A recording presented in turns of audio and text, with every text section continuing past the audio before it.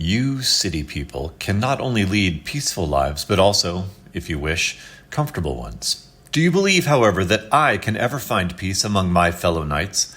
And have you forgotten what dangers and provocations men of our estate are subjected to? Don't believe it and don't compare your life with mine. The situation here is such that I would have no peace, even if I possessed the most splendid heritage and could live on my own means.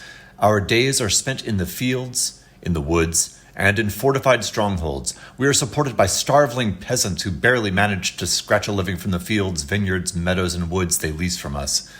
Measured against the effort, the yield is meager, and yet we strive and push ourselves to increase it, for we must be very careful managers.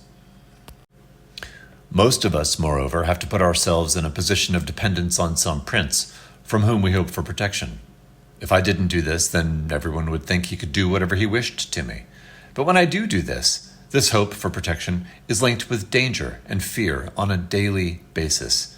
For instance, whenever I leave my house, I must fear that I will meet people with whom the prince, however important he may be, is in feud or at war, and who would, on account of him, attack me and drag me away. And if my luck is bad, then I lose half my patrimony in ransom, and so I actually end up being threatened by attack when I had only hoped for aid. No wonder we must spend large sums on horses and arms, and employ retainers at great expense to ourselves. I cannot travel a mile from my home without putting on armor. I cannot show myself unarmed in any village. I dare not even go hunting or fishing, except clad in iron. In addition, frequent disputes or altercations erupt among our tenants, and no day passes without a quarrel that we have to settle with the greatest possible caution.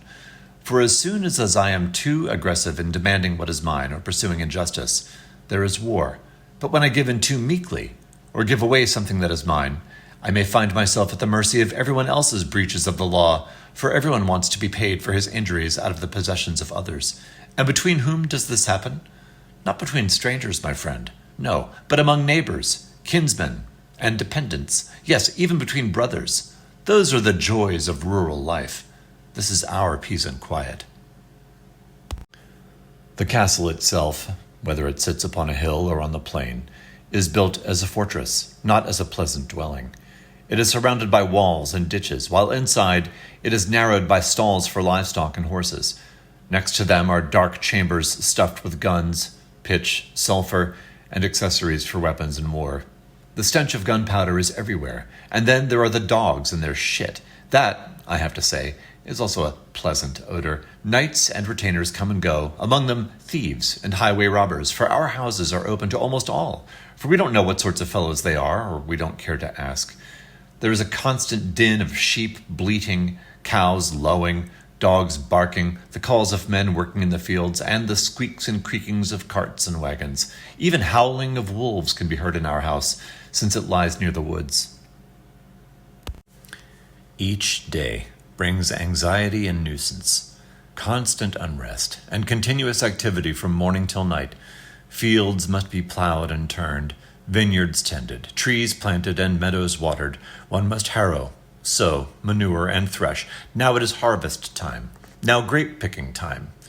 But when there is a bad harvest, as often happens in this poor region, then we have horrible distress and poverty.